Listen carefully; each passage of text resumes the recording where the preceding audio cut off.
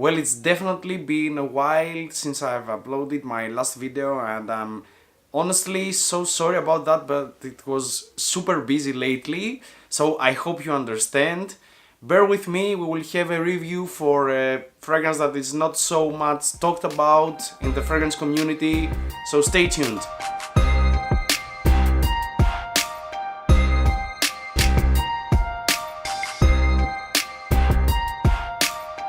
Welcome back to my channel. I'm Angelos and this is My Perfume vlog. I'm a Greek fragrance enthusiast, aka Greek perfume aficionado. And of course, for the new members, if you enjoy what you're watching here, please don't forget to subscribe and turn on the post notifications in order to stay up to date with any future uploads. So as I've mentioned in my intro, I'm definitely sorry about missing in action, but it was super busy. I will try my best to make it up for you guys and maybe post like 2 videos per week for the following weeks, but I don't want to give any promises, of course, because it's super busy lately. So without further ado, the fragrance we are going to talk about and review in this video is none other than Amyris Homme from the house of Maison Françis Kurkdjian.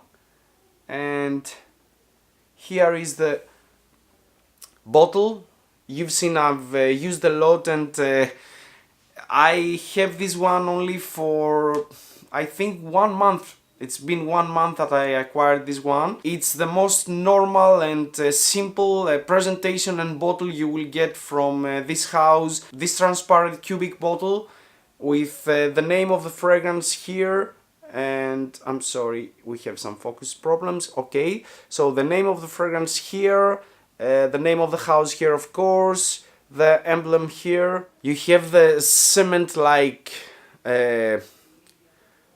metal cap, very heavy metal cap with the emblem right here, and it was a very cool thing back in the day at their boutiques in Paris. The doorknob when you were entering the store was like that, so it was super cool. Now they replaced it. It's a normal, more minimalistic doorknob. At the bottom of the bottle you have of course the quantity, the mLs, some ingredients, I believe. No, only mentioning eau de toilette and some details and their address in Paris, made in France, engraved on the bottle as well in French. So the packaging is again the most simple packaging you can get from Maison Françis Kurkdjian, and it's like that. And the details, the ingredients here, okay, barcodes and batch numbers, and they come like that. Inside you have another box which carries the bottle, of course, and there is some kind of note here, some details inside. Amyris, blah blah. Okay, inspiration. Okay, let's move on to the actual review, the smell, the performance and all this stuff. But before that, I'm saying that this is criminally underrated. I don't know the reason. Most of us, including me, are usually talking about the Oud Mood line. Of course, Baccarat Rouge 540, Aqua Universalis Forte, which are, all of them are exquisite fragrances or very good fragrances, you name it. Or of course Grand Soir, it was mentioned and included in my top 20 for winter fragrances as well. But I don't see many people talking about Amyris, and Amyris Homme is very well blended. Let's start with this fact. This is a fact for most of the Françis Kurkdjian creations. He is very talented and a very good perfumer, and the formulations are always super duper well blended. This one was created in 2012 and it's considered, to my nose, woody aromatic.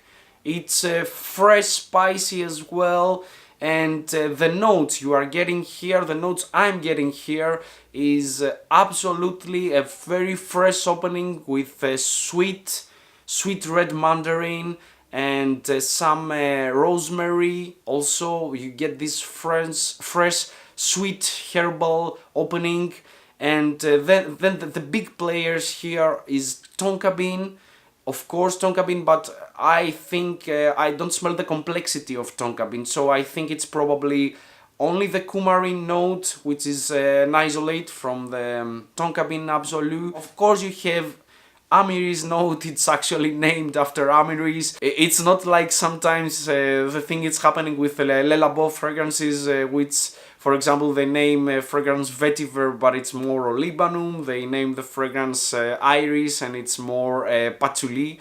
So whatever, it's Amyris, and Amyris is a very pleasant wood. They get the essential oil from the distillation of the woods of this tree, and this note, this woody note, is has so many facets. For me, it's one of the best woody notes, but unfortunately it doesn't last so long, so you need some boost to make it last longer. So it's a dry wood. It's like a pencil shaving, but also has a very smooth sweetness, and that's why it's compared to sandalwood. It's named like the poor man's sandalwood, but it's not actually smelling like sandalwood. Just this woody sweetness resembles a little bit to sandalwood. You have this dry, a little bit creamy and sweet, of course, woody note mixed with coumarin here, and the opening, as I told you, it's the red mandarin, the zesty red mandarin with the rosemary, and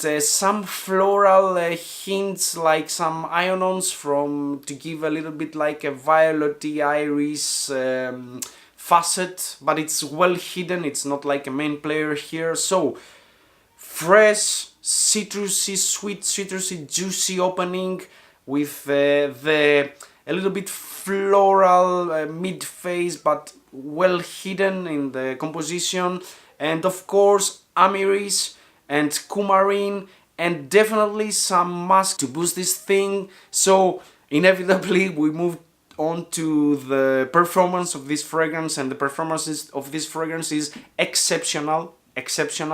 I get definitely 10 hours of good performance and good projection and good CRs from this fragrance. So I'm very happy with that. I can't ask for more for this type of woody aromatic fragrance. It's totally fine by me. It's not a toilette fragrance and not a eau de parfum or extrait de parfum from the line, which are super nuclear bombs. They are super heavy. Regardless, this eau de toilette is a great performer.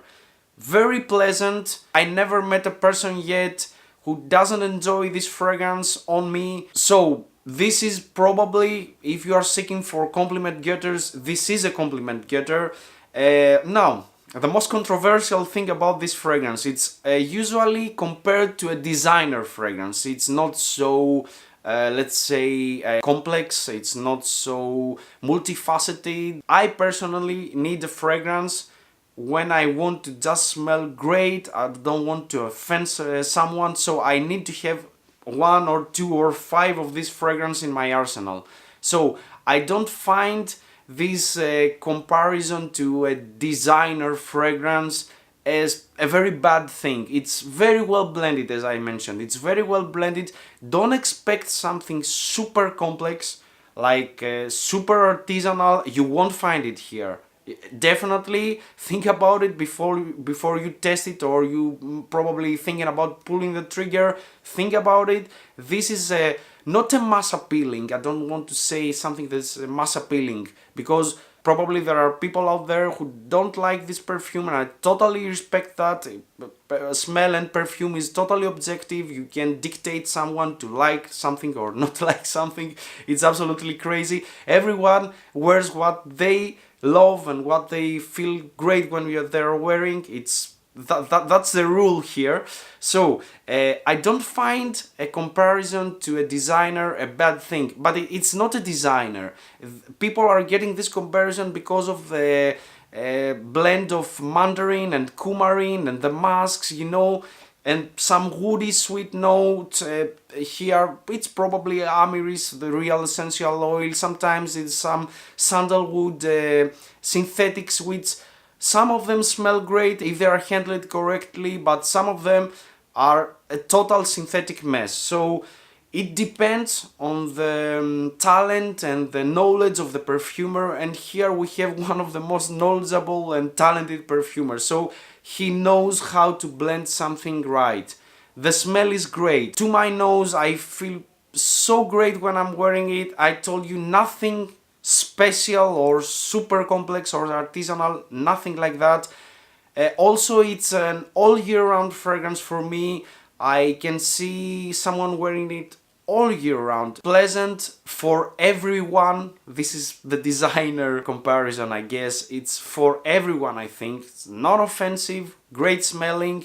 The price point, unfortunately, throughout the years, they raised the price, of course. I remember this one, the most simple line, the Eau de Toilette, the most affordable line from Maison Françis Kurkdjian was selling for 120 euros. That's how much I paid for my Lumière Noire back in the day. I think it was 2013 or something like that, or 14, I can't remember. Now they are selling for 140 euros and most probably a little bit more in the United States. But I think even if you are living in the United States, is more affordable to buy online from their website, because you have this tax reduction or something, and you also get free shipping, if I'm not mistaken. So yes, the price for this beauty is 140 euros right now, and there is also a 200 ml bottle for this one. It retails for 275 euros, if I'm not mistaken.